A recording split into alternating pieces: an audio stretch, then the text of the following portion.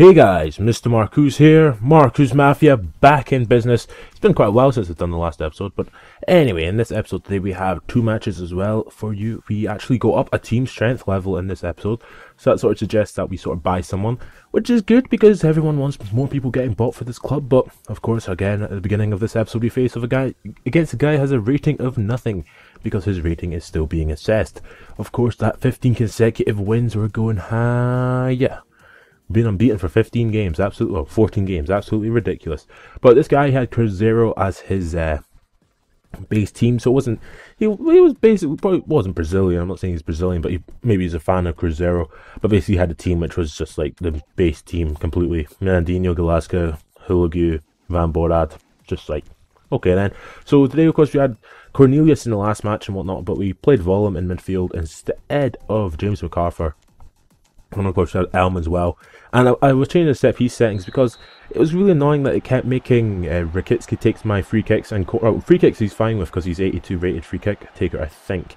But his he was like, for some ridiculous reason, it makes him take the corner kick. I don't know what's going on there. But in the first minutes of the match, we get a cross in here from Hulagu.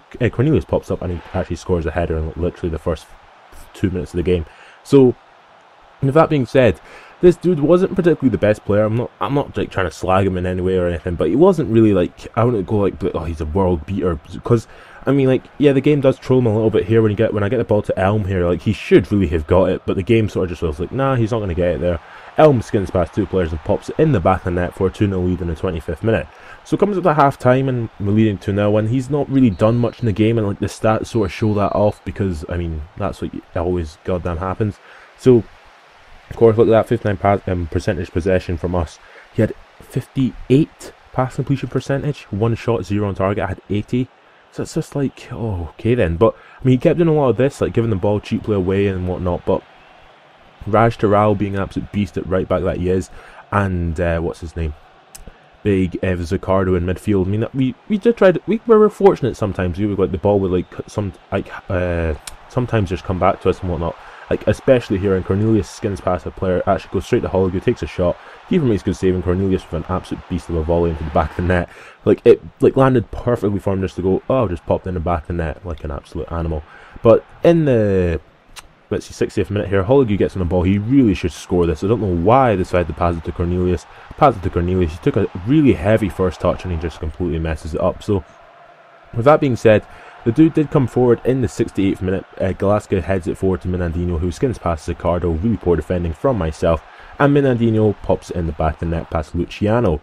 So in the 80th minute here, I don't know what I was thinking. When I played the ball through to Galasca, I was like, oh, okay, Galasca will pop this in back of the net. And I completely fluffed my lines and missed a relatively simple goal. But I really should have passed it to Cornelius, because I've just noticed I don't think I've scored a hat-trick of anyone yet.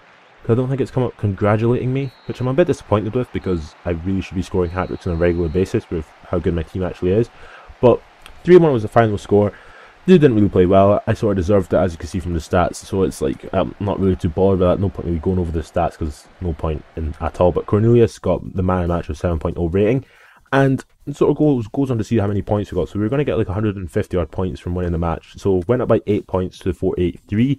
We got 150 points up, 3975 points to, that's our total assets level. And we went, I was looking back, I was like, who can I get rid of?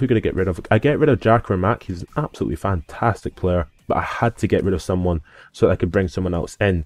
And I get rid of Jack Ramak, and I was like looking about the rest of the other team. I was like, okay, let's see who else I could go and buy. So I go to the signed player bit, go to the favourite players, because I always usually go through the players off camera to show who I wanted.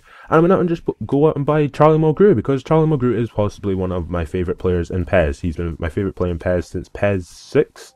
Since he was at Celtic in PES. Was it Celtic in PES 6? Was he at Aberdeen in PES 6? So he wasn't at Celtic yet. I don't remember. They're like, no, PES 08 he was really good at Celtic. He was really good at PES 08. Was it PES 08? I don't remember. Charlie McGrew. So, as you can see, our team strength level went up to level 2, and he faced off against the first guy, and he had a difference in team strength was medium. So, I was like, okay, let's see, and he had only a rating of 272, so I was like expecting to have a relatively decent team. He has bloody Lukaku up front, Cesar Pegzuoto in midfield, and he has Latoya and Gil Boji and Cassio in goal. Is it Cassio in goal? I think it's Cassio in goal. And like when I compared teams, it's like it was a bit ridiculous. He had like 480s, and all the rest of his players were all rated 75 and above. And my team was like, well, I have like 4 players who are rated still like less than 75. So, with that being said, the first minutes of this match were quite hilarious. He tried to clear the ball from the corner kick, and it came to James McCarthy. I got a free kick on the edge of the box. So I was like, okay, then let's see who I can change. So he moves Chigrinsky back onto the line, and I was like, okay, I'll change it to Charlie Mulgrew. And when he did that to Charlie Mulgrew, Latoya tried to move back. I was like, nah, Mulgrew will take it.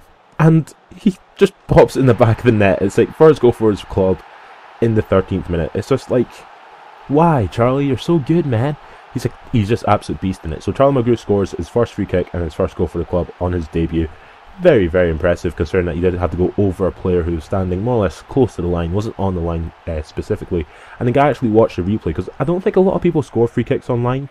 Regardless of people who watch my tutorial, they probably still can't score free kicks online, but this dude did a lot of this sort of stuff. And so in the 35th minute, he got the ball here, Clayton tries to sweat it, and Kalunga actually hits the post, and I was like, oh god, I need to slow it down a bit, just need to bide my time till half time.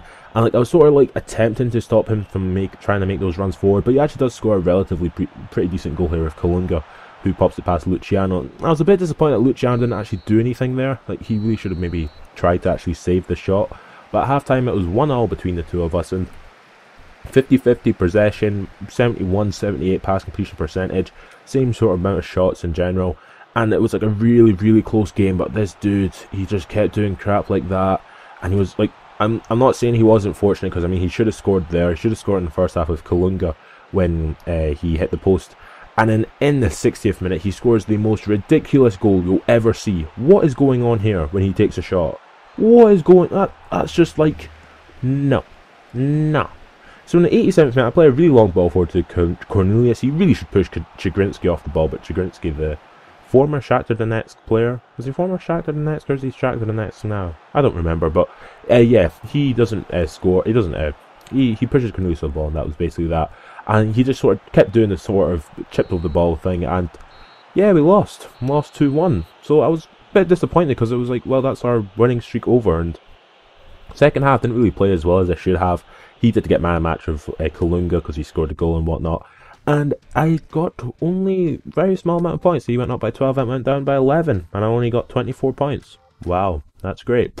So if you have enjoyed this episode of the Markcoos Mafia, subscribe to my channel for more, and catch you later.